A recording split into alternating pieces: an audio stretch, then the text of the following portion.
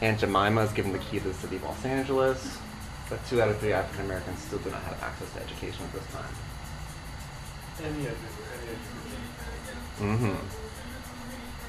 So let's move on to our second layer of our despacho, the K-Pacho. So this is the representative of the surface world. Don't have too many things for that, but maybe we can get some stuff on the table. What are the things supposed to be? Surface? Yeah, things that represent like animals, birds, humans, and things like that. Yeah, maybe we can put little drawings in there. Animals. Yeah. Maybe take a piece of scrap paper and draw something that represents your world.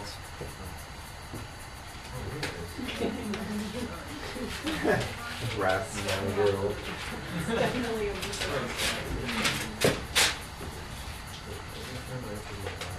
Anybody need any scrap paper?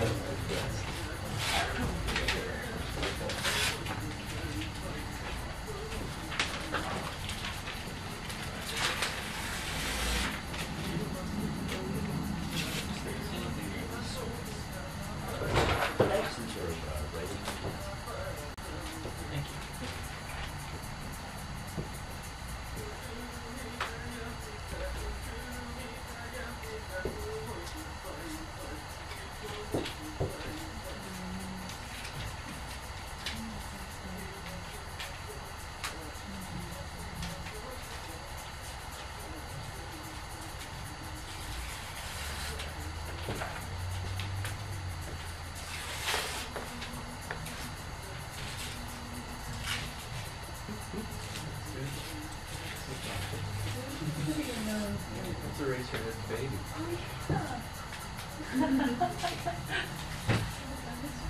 This creature.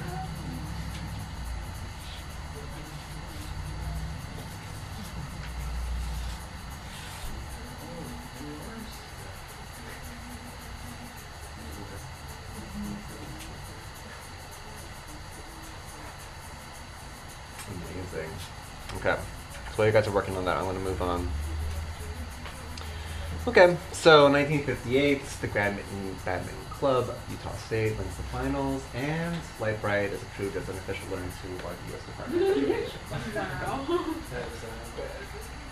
Wow. Okay, so by the 50s, 60s, 70s, right, the age of the Scantron has come, right? Everybody remembers Scantron, number 2 pencils. Amazing, right? So we have on the bottom left there's a little girl. She's working on an arithmetic machine, kind of like how to calculate numbers using a computer back in the 40s. It's really kind of beautiful. 1978, the college entrance examination board, right, which we now know as the SATs, right, the grad school, or the GREs, right? Those are the people that institute that. Was incorporated, right? They changed their names just to the College Board. 1984, Teenage Mutant Ninja Turtles approved as teaching in Vermont. So I thought I would just ask everybody too, like, what is some of the notable education moments they've had in the 80s and 90s, right, from your childhood, to kind of shape this educational history we're talking about? Anyone want to share? Favorite teachers, awkward moments? I remember cheating in art class. Cheating now. How did you cheat? Cheating? There's something about the work versus the whatever the other kind of pillars are. Oh wow, amazing. Yeah. I feel guilty. Admitting it actually. Let it out. Let it out. Anybody else? I remember snap bracelets being banned. Oh, yeah. yeah. Too. Hogs Oh, being yeah. banned? Yeah. That was a tragedy. I think we grew up in the Northwest.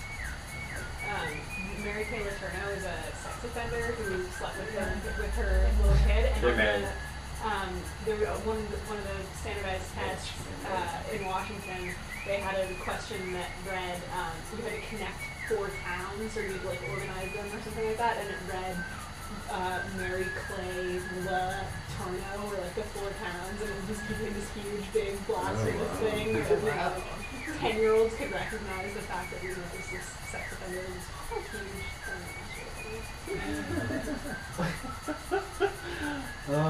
Educational moments near and dear. So let's move into the future. Technology is the curriculum of the future. So this is what I'm imagining. Kids kids will be learning in the future. Before we get to that, let's go to our third layer. It's the Hana Pacha, all right? So we're gonna make a representation of the heavens. So for that, like, we put in a lot of lavender, tobacco, thyme, things that are really like olfactory. So I've got some sage. You wanna just like take a little bit of sage, crinkle it up, and again, we're gonna go around that circular motion. They've also got some Tibetan incense too that we can kind of use as well. How do you use that? You burn it? Or? Yeah, just make it burn a little bit. No, it's just the heaven, it's like it burns and smoke. I can just use that candle. Okay. And I've also got a little bit of like bling too. We want to add a little bit of like shininess to the last layer. And then reading weight cards and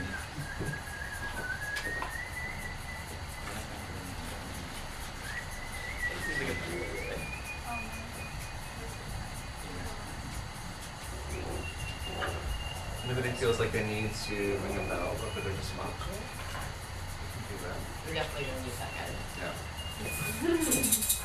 Shakers.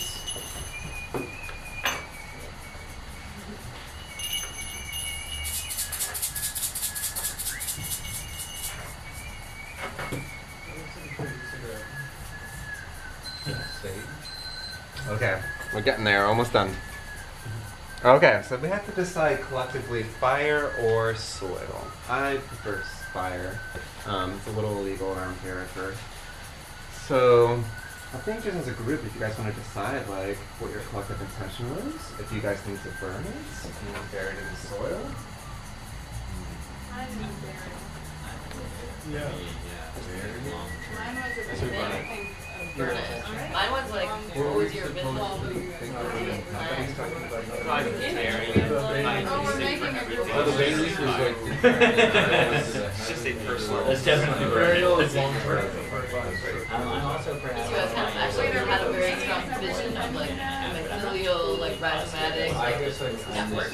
Chris, are we supposed to do an aggregate of what y'all said or a group? Yeah, think about it. That's what I thought. Go with what So, what is this for?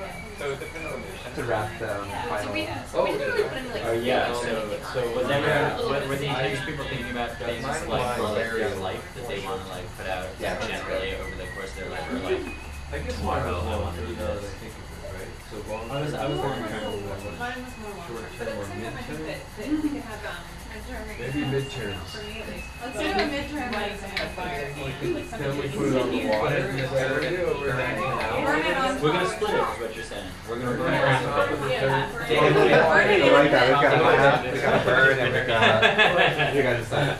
We're gonna bury it. Bury it. Seeing how we Okay. can actually burn it.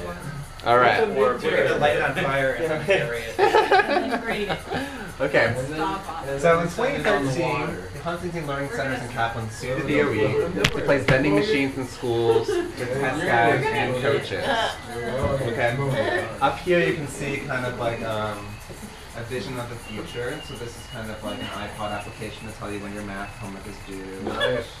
These are prototypes that actually exist, so that you don't have to actually remember anything. They just tell you what to do. So 2021, Microsoft is co-sponsoring 30% of schools.